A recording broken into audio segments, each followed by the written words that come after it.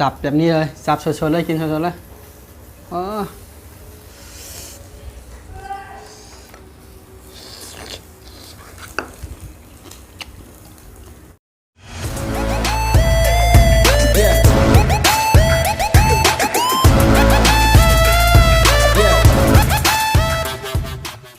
ไม่ชงค่ะไม่ชงไอ้ก็หาร้านเชงค่ะ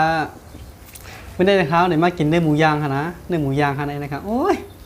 แค่มาค่ะนะเดี๋ยวสู้ฮะกำพองก็สู้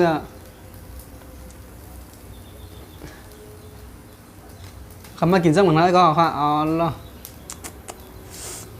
เห็นเอาหันค่ะเอาหันกำข้าวหลักนี่พูดใหญ่ๆเขากำว่าพี่น้องคำหันก็รวมขาไหนบอกว่าkhi mình có dọn bữa này gặp ha ná có hôm nay có mướn chọn mướn tôi có một nàyมาเด้อพี่น้องเด้อกินหมูย่างครับกินหมูย่างไม่ใช่หมูกระทะครับแต่นี่เป็นหมูย่างอย่างเดียวแล้วมาเลยครับมาเลยครับใส่ได้โอ้ยสุกแล้วสุกก็ใส่ตรงนี้เลยครับใส่นี่เลยก็อันนี้เติมต่อเลยครับในสุกอันนี้ก็สุกก็เติมต่อเยอะแยะเลยพี่น้องโอ้ยไม่ให้ดูแล้วนี่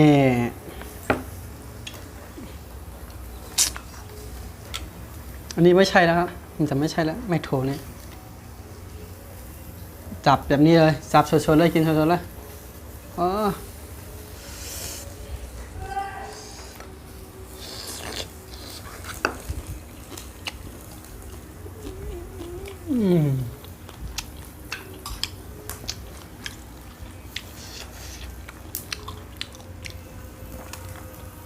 สุดยอดเลยอ้าวอร่อยสุดยอดเลย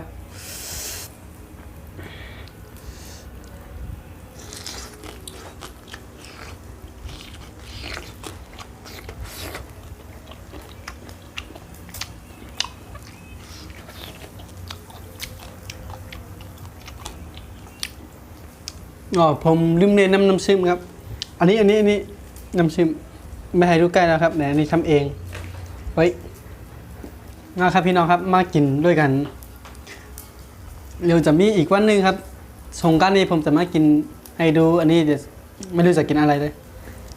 รอรับชมอีกคลิปหนึ่งก็แล้วกันอันนี้กินหมูย่างครับ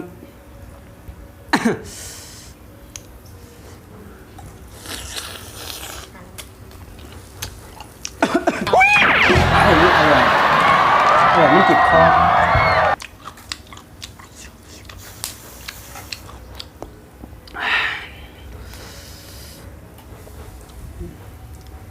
นี่นี่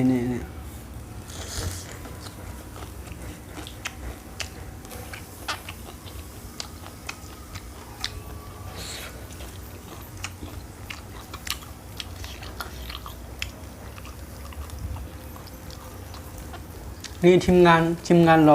รอดูเนื้อย่างผมนั่นแค่ไม่รู้ว่าเรียกอะไรก็มันตามมาแหละโอ้ยนี่สุดยอดเลยพี่น้องให้ดูใกล้ๆหน่อยเนี่ยเห็นไหมสดๆร้อนๆเลยนะใส่ตรงนี้เลยกินร้อนๆเลยครับพี่น้องกินร้อนๆนี่แหละอร่อยดี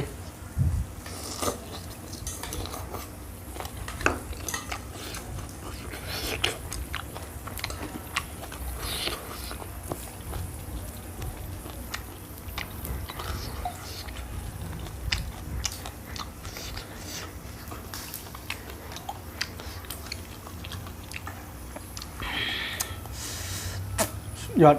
อร่อยเข้มข้นถ้าใครอยากเข้ามาแล้วก็เผื่อไม่พลาดคลิปหน้าใน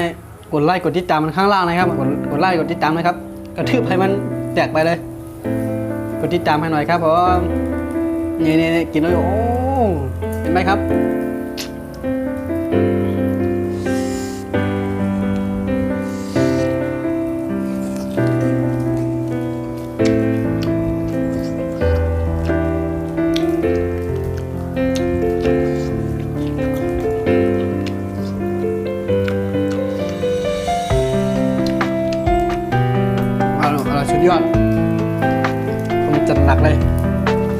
สุกแล้วนี่สุกแล้ว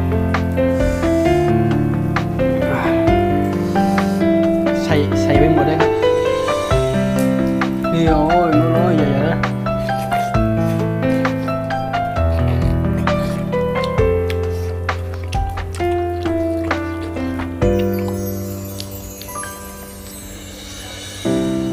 ใส่หมดเลยครับใส่หมดเลย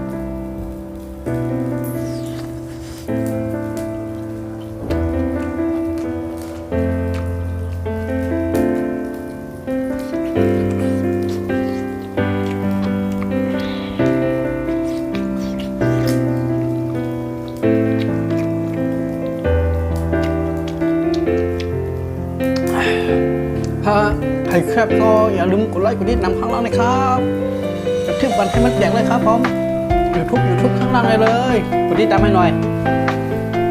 ยังก็น่าอยู่แล้วนะกดไลค์กดติดตามตั้งแต่นะคะไม่ชมค่ะช่องชายกินลง